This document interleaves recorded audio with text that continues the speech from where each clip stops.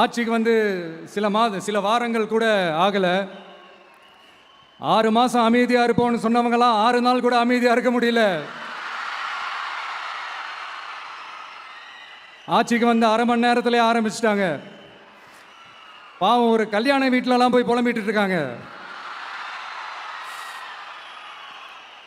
நான் சொன்னதெல்லாம் நடக்குதா? 1 by 1 எல்லா புலம்பல்ஸும். யார் எந்த நிலைமைக்கு எந்த பொசிஷனில் போனாலும் இந்த கிண்டலும் கேலியுமா பேசுறது இருக்கத்தானே செய்யும்.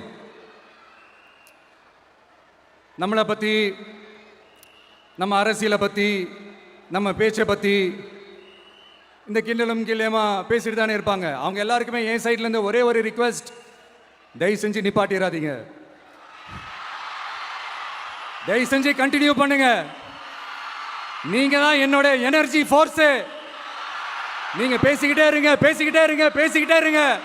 நான் மக்களுக்கு தேவையான நல்லதை செஞ்சுக்கிட்டே இருக்கேன், செஞ்சுக்கிட்டே இருக்கேன், செஞ்சுக்கிட்டே இருப்பேன். சரி, ஆனது ஆச்சு.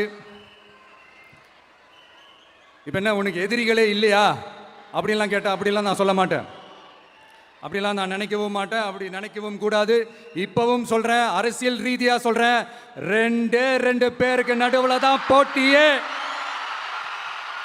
ஒன்னு, இன்னொன்னு எஸ், ஒன்னு டிவிகே, இன்னொன்னு டிஎம்கே. இதுக்கு நடுவில் வேற யாருக்கும் எந்த வேலையும் கிடையாது. ஏதாவது இருக்குன்னு சொல்றீங்க? அண்ணா அவர்கள் ஆரம்பிச்ச கட்சியை ஒரு அடிமை கூடாரமா ஆக்குனது யாருங்க சார்? இப்படியெல்லாம் ஆக்கிட்டு உண்மையை சொல்லு உடன்பிறப்பேவா. உங்களோட அந்த உண்மையான உடன்பிறப்புக்கெல்லாம் என்ன சொல்றாங்க தெரியுமா சார்? திமுக இப்படி ஆனதுக்கு காரணம், அந்த காரணத்தை வெளியிலலாம் போய் தேடாதீங்க, உங்க குடும்பத்துக்குள்ளேயே கேளுங்கிறாங்க.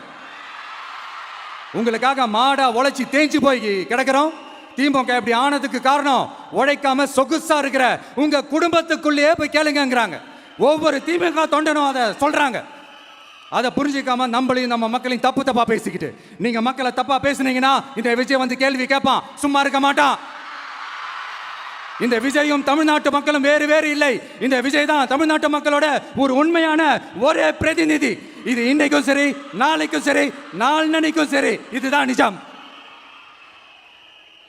மறுபடியும் சொல்றேன், நமக்கும் மக்களுக்கும் இடையே இருக்கிற இந்த பூர்வ ஜென்ம பந்தத்தை, அந்த உறவை ஏதோ இந்த சதிகள் சூழ்ச்சிகள் பண்ணி யாராலையும் எதுவும் கெடுக்கவே முடியாது.